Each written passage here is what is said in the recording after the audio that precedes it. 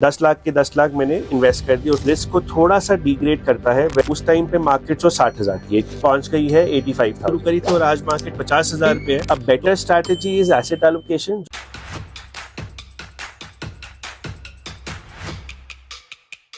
Hello आम जनता, welcome back to another episode. So एक क्वेश्चन आया था हमारे पास कि एसआईपी और लमसम में क्या डिफरेंस है।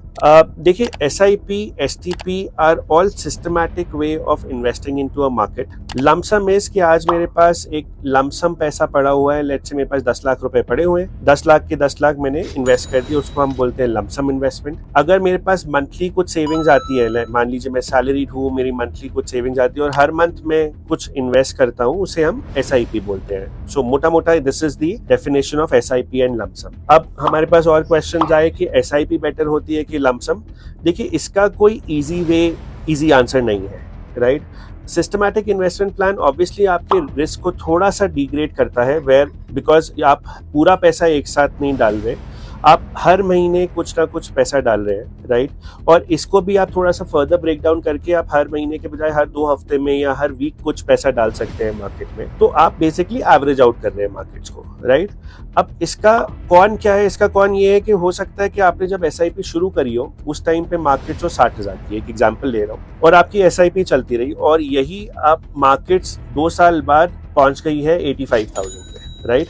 तो आपको जो एसआईपी हर एक इन्वेस्टमेंट का आपका जो एवरेज था वो अपवर्ड एवरेज आपको मिला rather than a downward average, right. So अगर इसका काउंटर भी है कि अगर आपने 60,000 पे एसआईपी शुरू करी थी और आज मार्केट 50,000 पे है, तो आपको एक डाउनवर्ड एवरेज मिला मार्केट का। So SIP versus lump sum, I will feel a better strategy is asset allocation, जो मैं हमेशा बोल के चलता हूँ।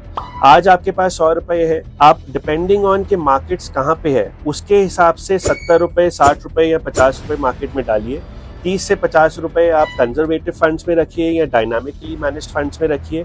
अगर मार्केट्स नीचे गिरी तो आप इन फंड से उठा के इक्विटी मार्केट्स में डाल दीजिएगा। अगर नहीं गिरी तो एनीवेज हाइब्रिड फंड्स आपको 12-13% का रिटर्न दे जाते हैं, राइट। सो अगर आप एसेट एलोकेट करके चलेंगे, क्योंकि इसमें देखिए डिफरेंस ये है कि एसआईपी में आपका ऑटोमेटिकली जा रहा है पैसा, राइट।